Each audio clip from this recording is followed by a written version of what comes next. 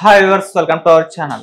ఎన్నికలు దగ్గర పడుతున్న వేళ చాలా మంది పొలిటీషియన్స్ ప్రచారాల్లో బిజీగా ఉంటారు. చూస్తున్నాం చంద్రబాబు నాయుడు గారు, పవన్ కళ్యాణ్ గారు అండ్ జగన్మోహన్ రెడ్డి గారు కూడా ఫుల్ బిజీ అయిపోయారు. అయితే ఈ మధ్య కాలంలో జగన్మోహన్ రెడ్డి గారు ఏకంగా ప్రచారాలకి వెళ్ళట్లేదు. ఏకంగా 1 week లో 3 times ఆయన వెళ్ళలేకుండా ఇంట్లోనే కూర్చున్నారని చెప్పేసి వార్తలు వస్తున్నాయి. ఎందుకు ప్రచారాలకు వెళ్ళట్లేదు, మరి ఇదేమన్నా ఇంపాక్ట్ చూపించే ఛాన్సెస్ ఏమన్నా ఉన్నాయి?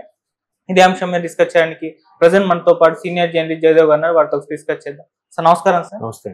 సార్ ఏకంగా 1 week లో 3 times జగన్మోహన్ రెడ్డి గారు ప్రచారాలకు వెళ్లకుండా ఇంట్లోనే ఉన్నారని చెప్పేసి వార్తలు రావడం చూస్తున్నాం. సార్ అసలు ఎందుకు ప్రచారాలకు వెళ్ళట్లేదు? అంటే ఎన్నికలు దగ్గర పడుతున్నాయి కదా, మరి దీని ఇంపాక్ట్ ఏమన్నా పడుతుంది అంటారా? సార్ ఖచ్చితంగా ఉంటుందండి.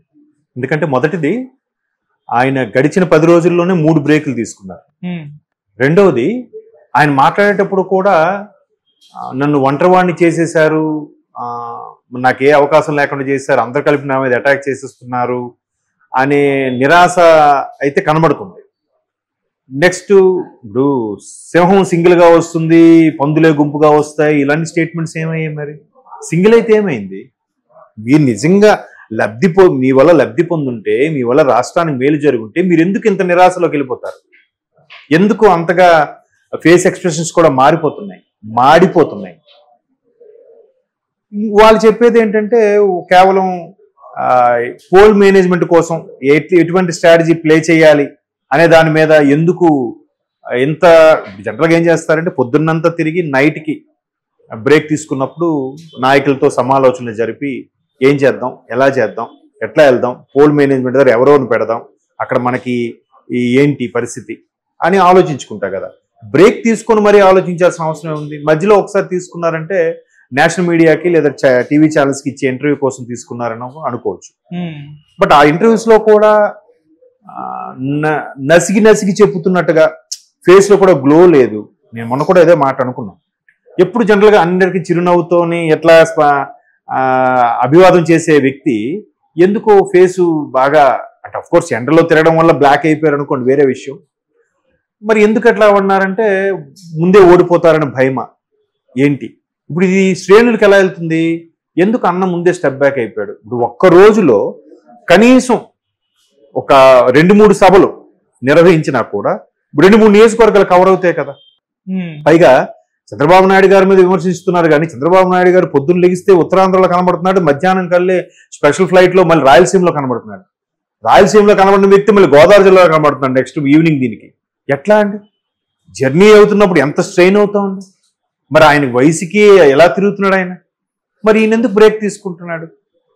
తర్వాత అసలు ఎందుకు అలా బ్రేక్ తీసుకోవాల్సి వచ్చింది? ఎందుకు ఆయన నాయకులతో సమాలోచన జరుపుతున్నారు అంటున్నారు కానీ ఇవి మిగతా వాళ్ళకి చెడు సంకేతాలుగా వెళ్తున్నాయి.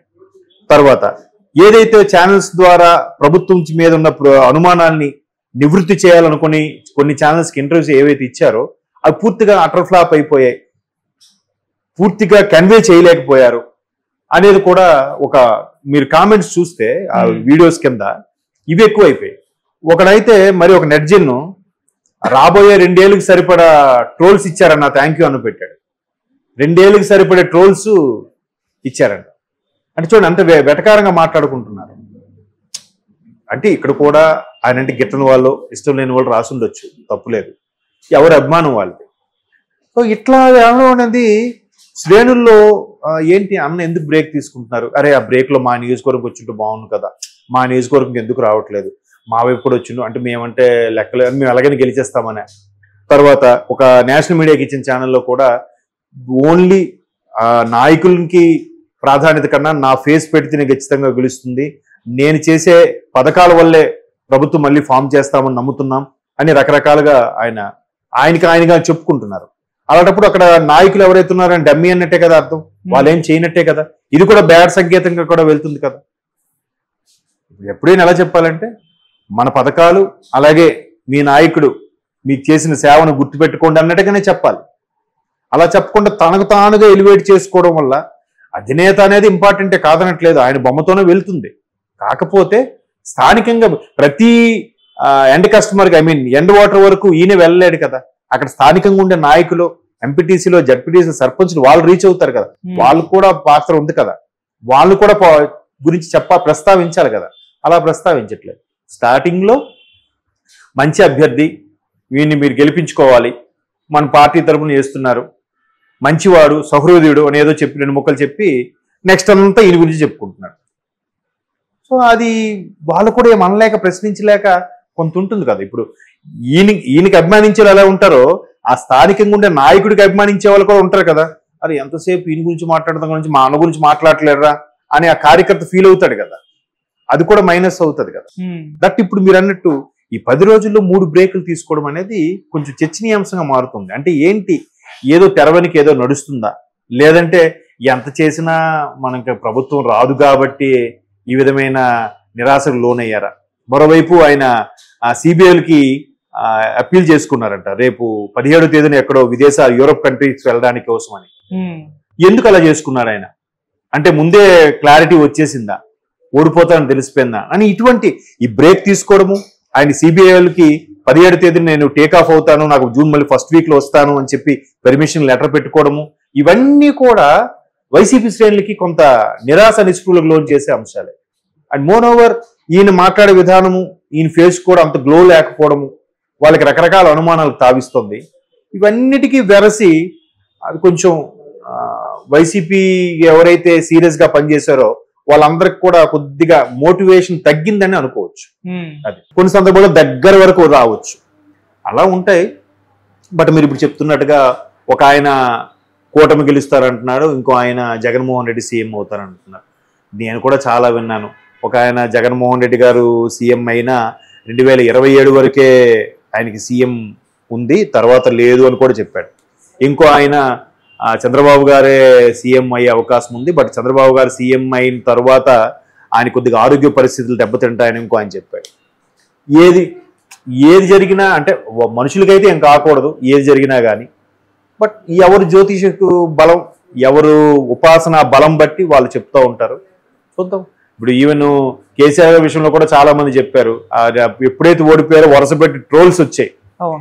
కేసీఆర్ గారు గెలుస్తారు, ఎలాగైనా ఆయనే గెలుస్తారు, కేటీఆర్ గారు ప్రమాణ స్వీకారం చేస్తారు, కేసీఆర్ గారు సెంట్రల్కి వెళ్ళిపోతారు, ఈ 3వసారి బీఆర్ఎస్ వస్తుంది, రకరకాలు చెప్పారు. ఏమైంది చెప్పలేము అది. బట్ నిజమైన అనుష్ఠానం అంటారు కదా, ఎవరైతే పూర్తిగా నమ్మకంతో నిష్టగా విద్యను అమ్ముకోకుండా ఎక్కువగా అవినీతికి పాల్పడకుండా ఉంటారో అటువంటి వాళ్ళు చెప్పేది 20% అన్నగానే 80% వాస్తవాలు జరిగే అవకాశం ఉంది. చూద్దాం మరి ఇంకొక ఎన్ని రోజులు, ఇంకొక 20 రోజులు ఓపిక పడితే, 22 రోజులు ఓపిక పడితే ఆల్మోస్ట్ ఆ జాతకం ఏంటనేది తెలిసిపోతుంది, ఎవరి జాతకం ఏంటని. అందుకే కదా నాయకులు కూడా మాట్లాడుతున్నప్పుడు ఖచ్చితంగా మేమే వస్తామంటే ఫలానా నాయకుడు జోష్యం చెప్పారు అంటారు. జోష్యం చెప్పడం అంటే ఇదే, జరగబోయేది ఊహించి చెప్పడాన్ని జోష్యం చెప్పడం అంటారు. ఇది విద్య అయితే ఉంది, ఎందుకంటే మరి గౌతమ బుద్ధుడు జీవిత చరిత్రలో అదే కదా జరిగింది. మీ పుట్టగానే శుద్ధోదనుడికి ఏం చెప్పారు, మీ అబ్బాయి సిద్ధార్థుడు అయితే మహా చక్రవర్తి అని అవుతాడు, లేదా మహా సన్యాసి అయిన అవుతాడు, గొప్ప సన్యాసి అని అవుతాడు అన్నారు. ఇక గొప్ప సన్యాసి అయిపోతే ఇబ్బంది కదా అని చెప్పి ఆయన రిస్ట్రిక్ట్ చేసేసి 4 గోడల మధ్యలోనే అన్ని ఉంచేసి, ఆయనకి పెద్ద యవ్వనం వచ్చా కూడా అన్ని విద్యలు నేర్పించినా కూడా పెళ్లి చేసి ఒక బిడ్డగా తండ్రి అయిన తర్వాత కదా ఆయన బయటకు వచ్చి ఆ కుష్ఠరోగాన్ని ఆ శవాన్ని చూసి చలించిపోయి గొప్ప సన్యాసి అయిపోయాడు. బట్ అక్కడ మరి ఏం చెప్పారు, సన్యాసి అవుతాడని చెప్పారు కదా జ్యోతిష్యులు, మరి జరిగిందిగా. అలాగా అంటే మేబీ అప్పుడంత అనుష్ఠాన పనులు ఇప్పుడు ఉన్నారా లేదా అనేది నేను వాళ్ళని శంకించను. బట్ చూద్దాం అది. బట్ భవితకి, అదే రాష్ట్ర భవిష్యత్తుకి, ప్రజలకి ఏది మేలు జరిగితే అదే అయ్యేలాగా ఉంటుందని భగవత్ సంకల్పం అలాగే ఉంటుంది. ఓకే, వీళ్ళు ఎన్ని చెప్పినా భగవంతుడి దృష్టిలో ఒకటి ఉంటుంది కదా, వీడుంటేనే ఇది బాగుంటుంది, వీడి కాలం ఎంతవరకే, వీడిని ఎక్కడ లేపియాలి, వీడిని ఎక్కడ తుంచేయాలి, ఆయనకి అన్నీ తెలుసు. ఎవరికి ఎక్కడ వరకు లైఫ్ ఇస్తే బాగుంటుందో, భావితరాలకు బాగుంటుందో భగవంతుడు అలాగే చేస్తాడు. Okay, thank you so much sir.